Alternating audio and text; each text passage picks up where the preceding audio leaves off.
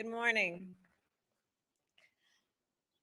Over the course of my career, I have seen gun violence up close.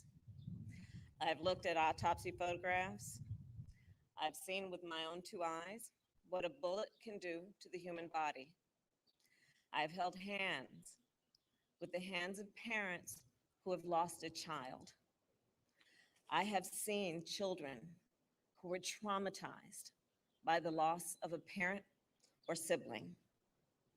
And I have fought my entire career to end this violence and to pass reasonable gun safety laws. Time and again, as progress has stalled, we've all asked, what are we waiting for? Because we aren't waiting for a tragedy, I know that. We've had more tragedy than we can bear. We aren't waiting for solutions either, because the solutions exist. They already exist. People on both sides of the aisle want action. Real people on both sides of the aisle want action. So all that is left is the will and the courage to act.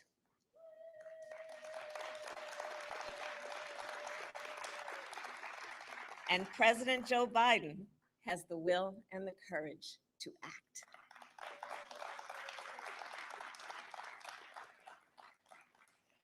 As a United States Senator, Joe Biden took on the gun lobby not once, but twice, and he won.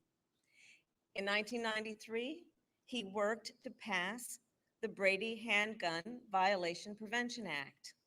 This law established a background check system and has kept more than 3 million firearms out of the hands of dangerous people.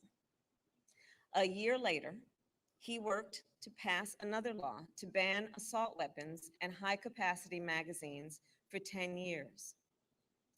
And as vice president, Joe Biden led the Obama-Biden administration's efforts to reduce gun violence. In fact, we were just reminiscing that he and I talked back then about his work because I was Attorney General at the time of California.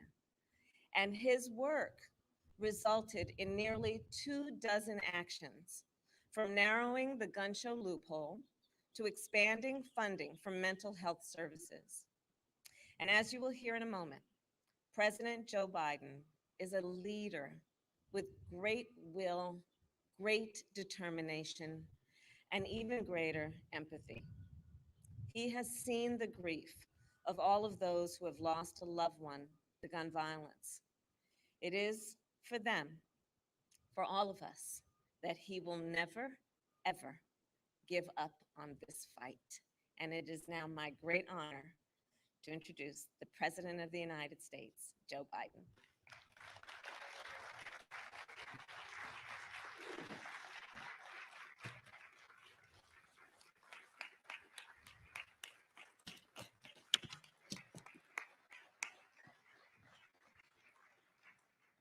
Thank you, Kamala, Madam Vice President. Thank you very much.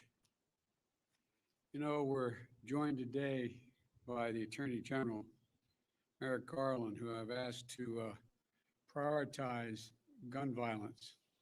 It's also good to see the second gentleman who is here. And it's good to see the First Lady, Dr. Jill Biden, who cares deeply about this issue as well. And I look out there and I see so many members of Congress who've led in this fight. So many of you who've never given up.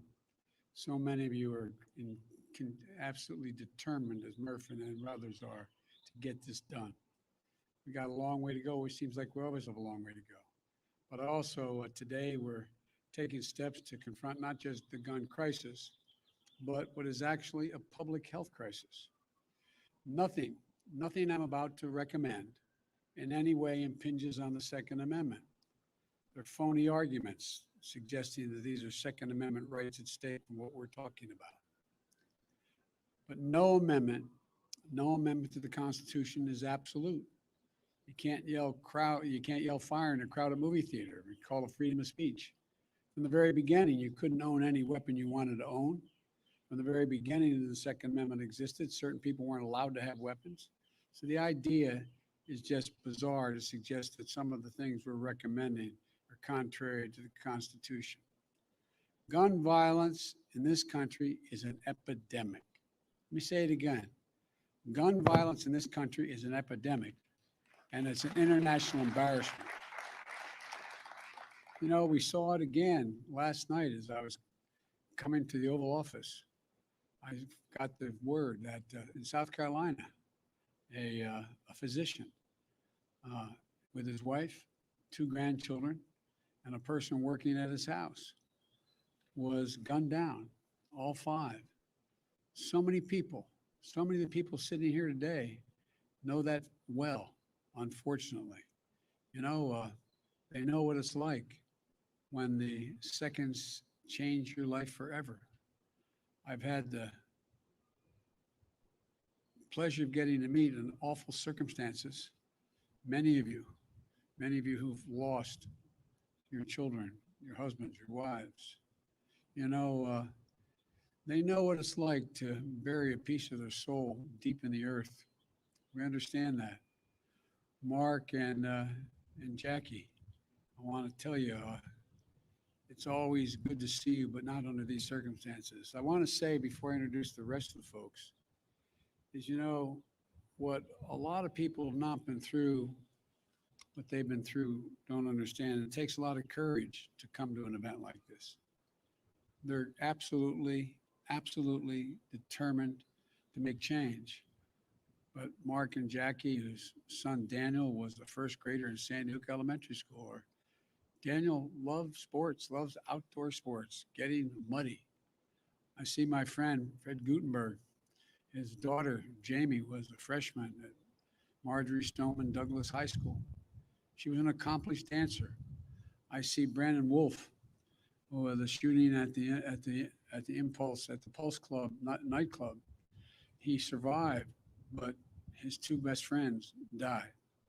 Greg Jackson, who was just walking down the street when he was caught in the crossfire of a gunfight. And of course, I see a close friend of Jill's and mine, Congresswoman Gabby Gifford, who is here, who was speaking with her constituents in front of a grocery store in her state when she was shot and a member of her staff was killed. You know, they're here, and their pain is immense.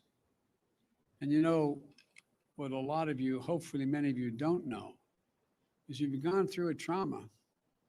No matter how much you work to make sure others don't go through it, every time you show up at an event like this, it brings back when you got that phone call. It brings back the immediacy of what happened at that moment. So I genuinely mean it. Thank you. Thank you for having the courage to be here, the courage to continue this fight. Senator Blumenthal understands it. A lot of the folks out here understand it. But it takes real courage, so thank you. To turn pain into purpose and demand that we take the action that gives meaning to the word enough. Enough, enough, enough. Because what they want you to know, what they want you to do is not just listen. Every day in this country, 316 people are shot every single day.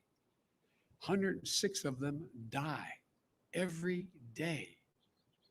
Our flag was still flying at half staff for the victims of the horrific murder of 8 primarily Asian American people in Georgia, when 10 more lives were taken in a mass murder in Colorado.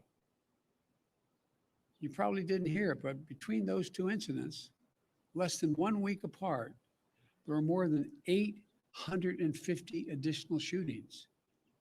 850 that took the lives of more than 250 people and left 500 injured. This is an epidemic, for God's sake, and it has to stop. So I'm here to talk about 2 things. First, the steps we're going to take immediately. And second, the action that needs to be taken going forward to curb the epidemic of gun violence. I asked the Attorney General and his team to identify for me immediate, concrete actions I could take now without having to go through the Congress. And today I'm announcing several initial steps my administration is taking to curb this epidemic of gun violence. Much more need to be done, but the first, want to rein in the proliferation of so-called ghost guns. These are guns that are homemade, built from a kit, and include directions on how to finish the firearm. You can go buy the kit. They have no serial numbers. So when they show up at a crime scene, they can't be traced. And the buyers aren't required to pass a background check to buy the kit, to make the gun. Consequently, anyone from a criminal to a terrorist can buy this kit in as little as 30 minutes, put together a weapon. You know, I want to see these kits treated as firearms under the Gun Control Act, which is going to require that the seller and manufacturers make the key parts with serial numbers and run background checks on the buyers when they walk in to buy that package.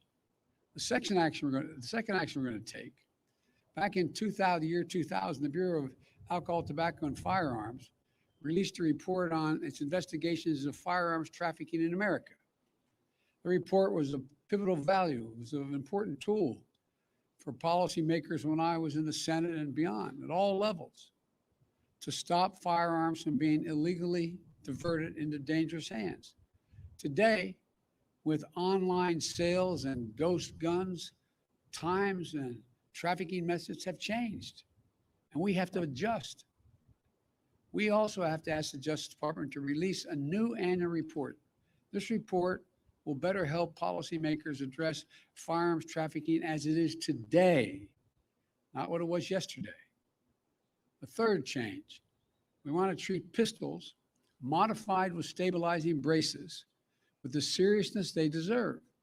A stabilizing brace shook in a pencil essentially makes that pistol a hell of a lot more accurate than a mini rifle. As a result, it's more lethal, effectively turning it into a short-barreled rifle.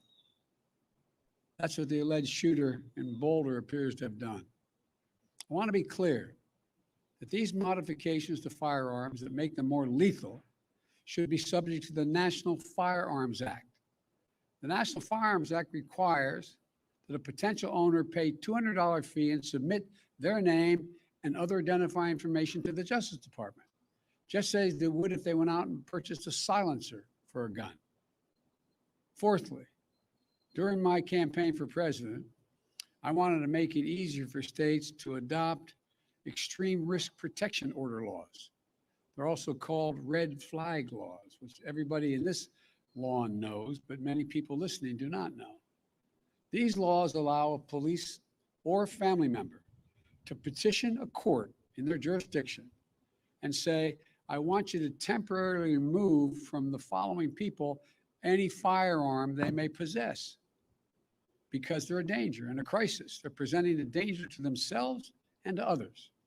And the court makes a ruling. To put this in perspective, more than half of all suicides, for example, involve the use of a firearm. But when a gun's not available, an attempt at suicide, the death rate drops precipitously. States that have red flag laws have seen a reduction in the number of suicides in their states. Every single month, by the way, an average of 53 women are shot and killed by an intimate partner. I wrote the Violence Against Women Act. It's been a constant struggle to keep it moving. We know red flag laws can have significant effect in protecting women from domestic violence. And we know red flag laws can stop mass shooters before they can act out their violent plans. I'm proud, excuse the point of personal privilege we used to say in the Senate, I'm proud that the red flag law in my home state of Delaware was named after my son, Attorney General Bo Biden, our son, excuse me, Joe, who proposed that legislation back in 2013. I want to see a national red flag law and legislation to incentivize states to enact their own red flag laws. Today, I asked the Justice Department to publish a model red flag legislation so states can start crafting their own laws right now. Just like with background checks, the vast majority of the Americans support these extreme risk protection order laws. And it's time to put these laws on the books and protect even more people. The Attorney General will have more to say about this in a moment. Additionally, we recognize that cities across the country are experiencing historic spikes in homicides, as the law enforcement can tell you. The violence is hitting Black and brown communities the hardest. Homicide is the leading cause of death of Black boys and men ages 15 to 34. The leading cause of death. But there are proven strategies that reduce gun violence in urban communities. And there are programs that have demonstrated that they can reduce homicides by up to 60% in urban communities. But many of these have been badly underfunded or not funded at all of late. Gun violence in America, for those of you who think of this from an economic standpoint listening to me, estimated to cost the nation $280 billion, let me say it again, $280 billion a year. You say, how could that be, Joe? Hospital bills, physical therapy, trauma counseling, legal fees, prison costs, and the loss of productivity. Not to mention the psychological damage done to the children who live in these cities, watching this happen, knowing someone it happened to. This gun violence in their neighborhood is having profound impact on our children, even if they're never involved in pulling the trigger or being the victim of on the other side of the trigger. For a fraction of the cost of gun violence, we can save lives, create safe and healthy communities, and build economies that work for all of us, and save billions of American dollars. In the meantime, much of it, as Senator Cicilline knows, is taxpayer money. Finally, the Bureau of Alcohol, Tobacco, and Firearms, the key agency enforcing gun laws, hasn't had a permanent director since 2015. Today, I'm proud to nominate David Chipman to serve as the director of the AFT. David knows the AFT well. He served there for 25 years. And Vice President Harris and I believe he's the right person at this moment for this important agency. And I've said before, my job, the job of any president, is to protect the American people. Whether Congress acts or not, I'm going to use all the resources at my disposal as president to keep the American people safe from gun violence. But there's much more that Congress can do to help that effort. And they can do it right now. They've offered plenty of thoughts and prayers, members of Congress, but they've passed not a single new federal law to reduce gun violence. Enough prayers. Time for some action. I believe the Senate should immediately pass 3 House-passed bills to close loopholes that allow gun purchasers to bypass the background checks. The vast majority of the American people, including gun owners, believe there should be background checks before you purchase a gun. As was noted earlier, hundreds of thousands of people have been denied guns because of the background checks. What more would have happened? These bills, one, require background checks for anyone purchasing a gun at a gun show or an online sale. Most people don't know. You walk into a store and you buy a gun, you have a background check. But you go to a gun show, you can buy whatever you want and no background check. Second thing is to close what's known as the Charleston loophole. Like people here, I spent time down at that church in Charleston. What happened is someone was allowed to get the gun used to kill those innocent people at a church service. If the FBI didn't complete the background check within 3 days, there's a process. If it wasn't done in 3 days, according to the Charleston loophole, you get to buy the gun. They bought the gun and killed a hell of a lot of innocent people who invited him to pray with them.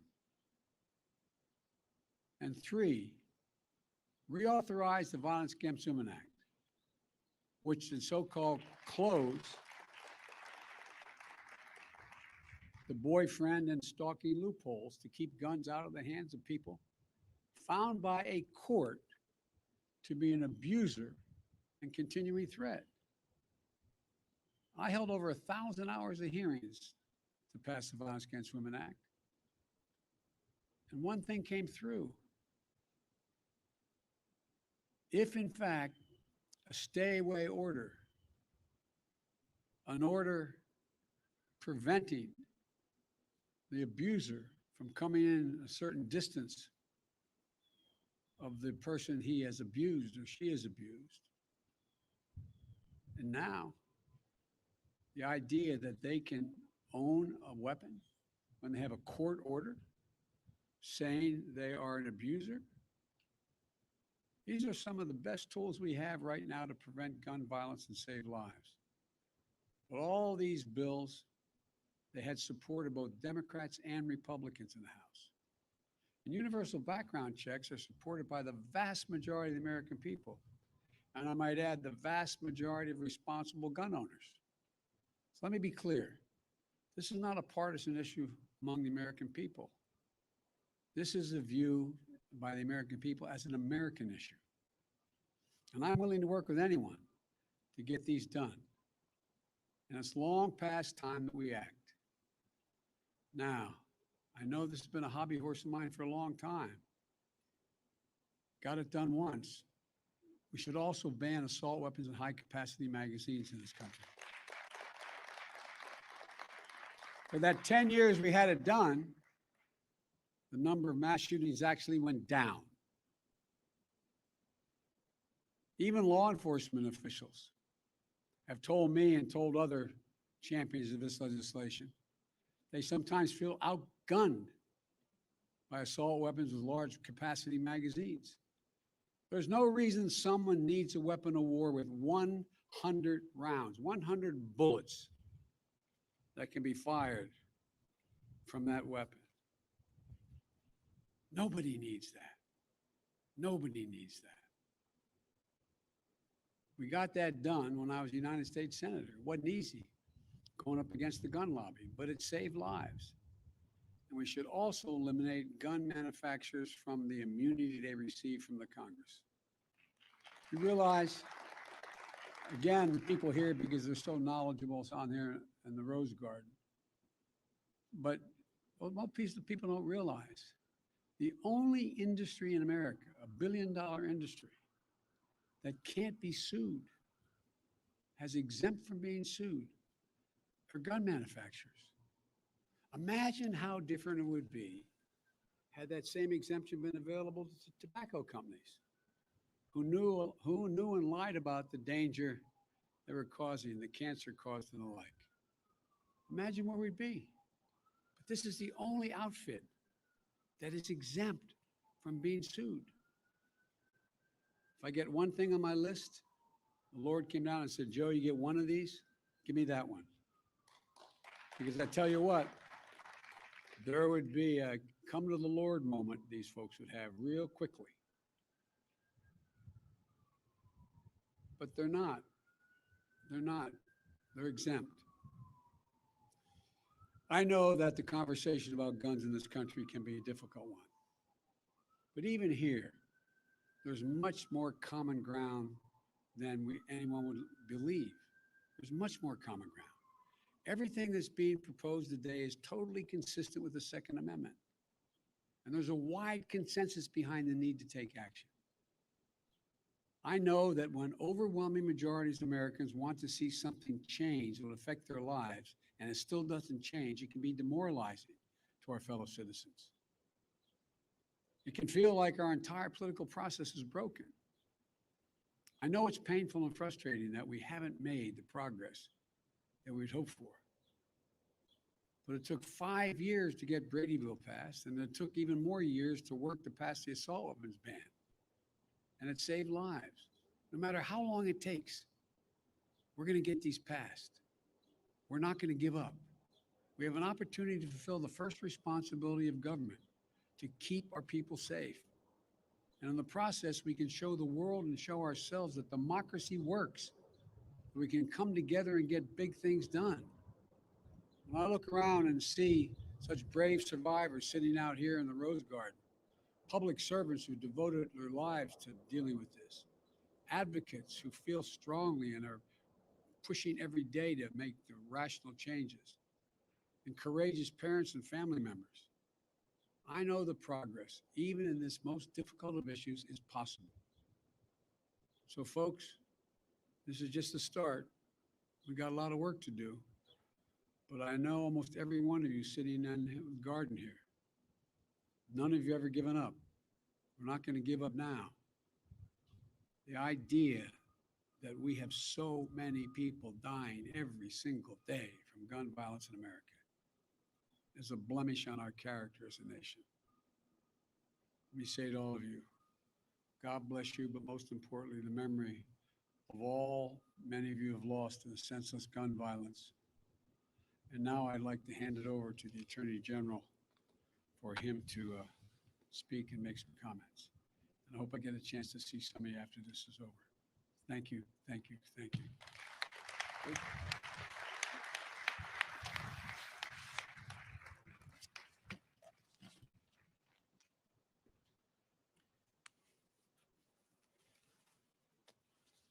Thank you, Mr. President and Madam Vice President.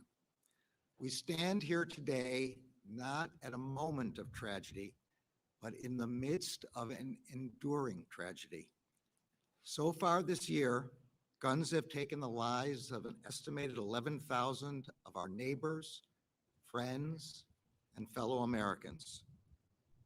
As the President explained, gun deaths in our country are occurring at a staggering pace, on the order of about 100 Americans killed every day, with hundreds more wounded.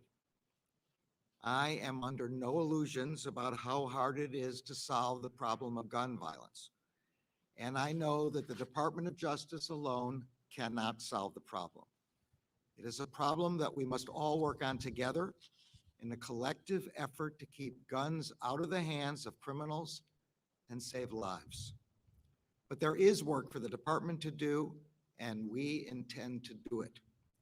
Today, the Department of Justice is announcing several steps that we will take to keep guns out of the hands of criminals and reduce the risk of gun violence. First, we will ensure that we understand and measure the problem of criminal gun trafficking in a data-driven way.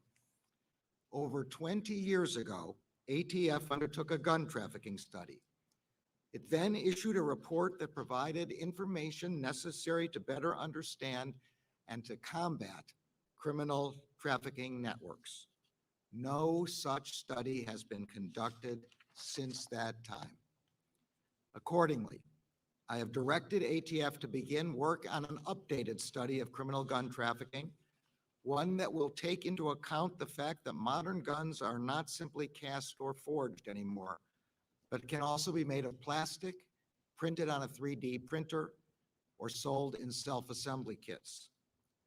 We will evaluate how some of our best tools, including the National Integrated Ballistics Information Network and the National Tracing Center, are keeping up with the times.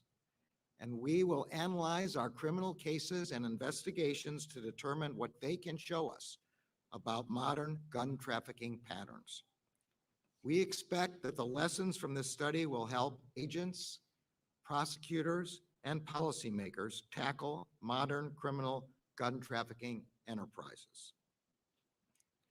Second, we will close a regulatory loophole that has contributed to the proliferation of so-called ghost guns. Federal law requires that manufacturers mark all firearms with serial numbers so they can be traced if they are used in crimes. It also requires licensed firearms dealers to run background checks to ensure that individuals who are barred by law from purchasing firearms cannot do so. The emergence of ghost guns threatens both of these important law enforcement objectives. Currently, individuals can buy kits that contain all or almost all of the parts they need to assemble a gun. They can put a working weapon together in as little as 30 minutes. The kits are aptly called buy, build, shoot kits. Yet because of a gap in the ATF regulations, these kits may not be considered firearms. As a result, they are being made and sold without serial numbers and sold without background checks. Within 30 days, ATF will issue a proposed rule to plug that gap and to enable law enforcement to trace crime guns and to keep guns from being sold to those who cannot lawfully possess them. Third, we will make clear that statutory restrictions on short-barreled rifles apply when certain stabilizing braces are added to high-powered pistols. Federal law requires the taxation and registration of all short-barreled rifles. It does so because these weapons are powerful, yet easily concealable. Currently, however, some manufacturers market and some individuals purchase certain kinds of stabilizing braces that, when attached to a pistol, effectively convert it into a short-barreled rifle, a weapon that is, in the words of the statute, quote, intended to be fired from the shoulder. Such braces make high-powered pistols more stable and accurate while still concealable. Within 60 days, ATF will issue a proposed rule that will make clear that when a device marketed as a stabilizing device effectively turns a pistol into a short-barreled rifle, it is subject to the requirements of the statute. Fourth, we will publish model red flag legislation for states. Red flag laws, as the President has explained, allow family members or law enforcement to petition for court orders that temporarily bar people in crisis from accessing firearms if they present a danger to themselves or to others. 19 states and the District of Columbia have already made this important step. Within 60 days, the Justice Department will publish model legislation that will make it easier for states that want to craft laws permitting such emergency risk orders to do so. Fifth, we will empower our communities to combat and prevent gun violence. We all recognize that although law enforcement plays an important role, gun violence is not a problem that law enforcement alone can solve.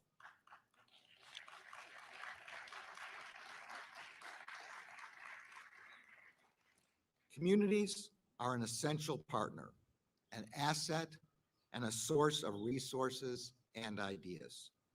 Those who are closest to the problem are a critical part of solving the problem. To that end, the Justice Department will make available over $1 billion in funding through over a dozen grant programs that can be used to support evidence-based intervention strategies for reducing gun violence.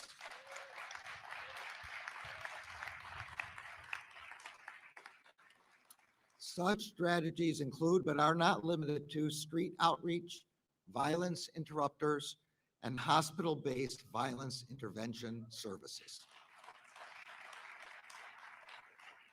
I have directed all of our grant-making components to make community violence intervention and prevention a priority. Finally, none of these measures or any of the other critical law enforcement work the department does with respect to illegal guns can be effectively carried out without strong leadership.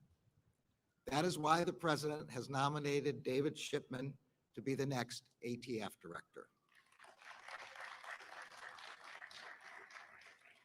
Mr. Shipman has come up through the ranks, spending 25 years in the trenches fighting illegal gun trafficking and criminal enterprises.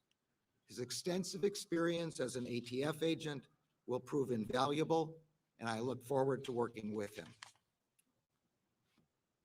Looking out at many of you is not only a reminder of the tragic toll that gun violence takes on our communities, but also of the resilience and determination that it will take to make our communities safer.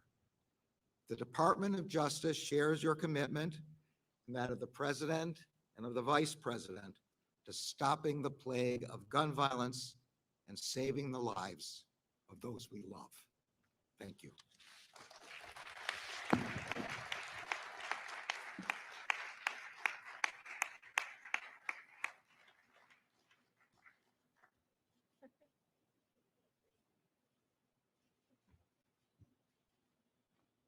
I wasn't supposed to do that.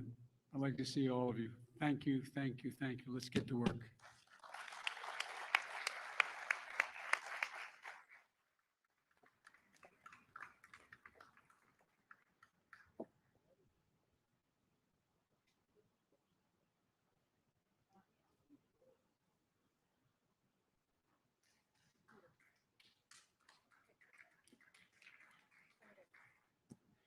Ladies and gentlemen, please remain in your seats until the president and stage participants have departed.